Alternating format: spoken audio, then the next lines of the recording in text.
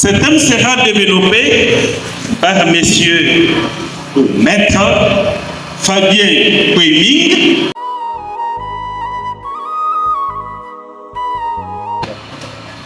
Je suis Maître Fabien Kweming Mobutu.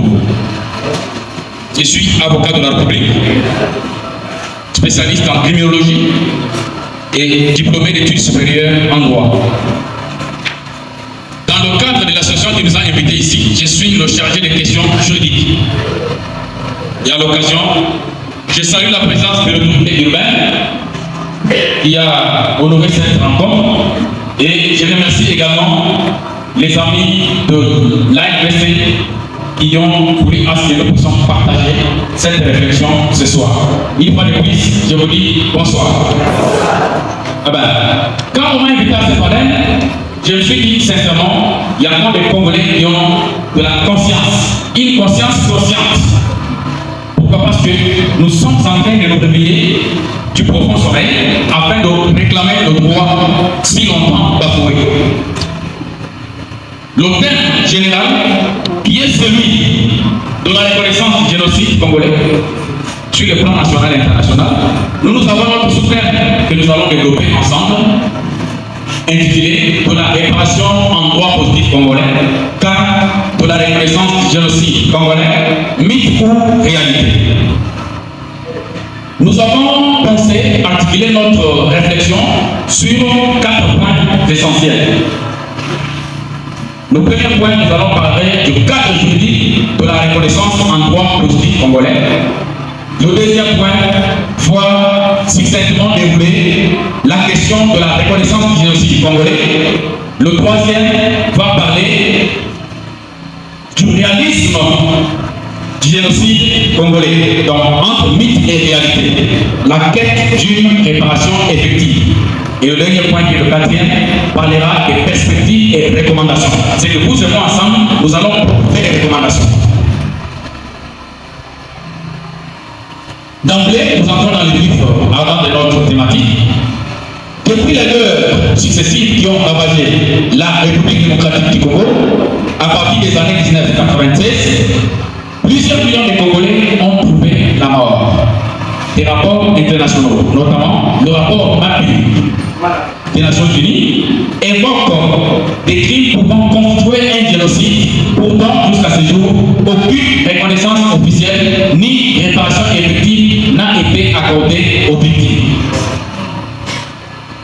Le génocide, d'abord, c'est quoi? C'est une élimination physique intentionnelle, totale ou partielle, d'un groupe humain, tant national, ethnique que religieux. En d'autres termes, c'est une hécatombe, une mort violente et rapide d'un grand nombre de personnes. Nous nous posons une problématique. Nous disons pourquoi la reconnaissance du génocide congolais demeure-t-elle controversée et quelles sont les voies de réparation offertes par le droit positif congolais. Jusqu'à ce jour, la reconnaissance du génocide congolais demeure controversée. Dans le cas vraisemblable, s'il arrive qu'on puisse reconnaître les génocides congolais, quelles sont les voies de réparation offertes par le droit positif congolais? Anticipativement, nous disons le système juridique congolais, bien que reconnaissant la responsabilité civile et pénale, reste toujours limité par des considérations politiques, diplomatiques et institutionnelles dans la reconnaissance et la réparation des crimes de masse. L'objectif, c'est quoi?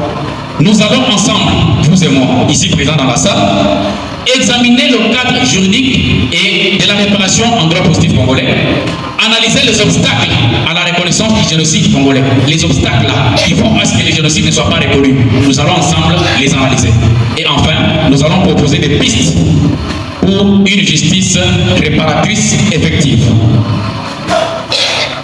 Au premier point sur les cadres juridiques de la réparation en droit positif congolais, il y a les fondements juridiques. Le principe de la responsabilité civile est bien reconnu en droit positif congolais. C'est précisément les codes civils congolais livre 3 qu'on appelle les codes des obligations, en ces articles 258 jusqu'à 260. où on dit tout fait quelconque de l'homme qui cause à autrui un préjudice oblige à celui par la faute duquel il est arrivé à le réparer. Les gens qui nous tirent à gauche à droite sont obligés de répondre de la responsabilité à la place de celui qui l'a commis. Là, c'est la responsabilité civile pour autrui. C'est que c'est moi qui ai commis le forfait. Je suis militaire, je suis milicien, je suis Koulouna comme on l'appelle, je prends fuite. Mais l'État congolais ne doit pas laisser ses citoyens. Il est appelé à répondre à la place pour réparer les préjudices causés par quelqu'un d'autre. C'est que les droits congolais reconnaissent ce cadre-là. Et cette base constitue une base fondamentale de la réparation en droit congolais. À cela s'ajoute la réparation pénale par l'indemnisation des victimes d'infractions. Qu'est-ce que le droit congolais a prévu? Il a prévu deux dimensions des lois. Nous avons les lois générales, celles qui prennent la globalité des faits, et les lois spécifiques qui sont autrement appelées les lois organiques. Sur les lois qui sont générales, nous avons la Constitution du 18 février 2006, telle que modifiée par la loi numéro 11 par 002 du 20 janvier 2011. C'est comme nous l'avons dit ici haut, il y a aussi les codes civils, livre 3. Nous avons les codes pénals et les codes de procédure pénale, juste pour impliquer la possibilité d'obtenir une réparation via l'action civile initiée par devant les juridictions compétentes. Et les lois spécifiques, dites lois organiques, nous avons la loi numéro 09 par 001 du 10 janvier 2009 portant protection de l'enfant. Nous avons la loi numéro 06 par 018 du 20 juillet 2006 modifiant et complétant les décrets du 30 janvier 1940 portant code pénal. Et cette loi traite des violences sexuelles. C'est que les victimes de violences sexuelles doivent être prises en charge, une bonne réparation. Et une autre loi spécifique, c'est la loi numéro 15 par 022 du 30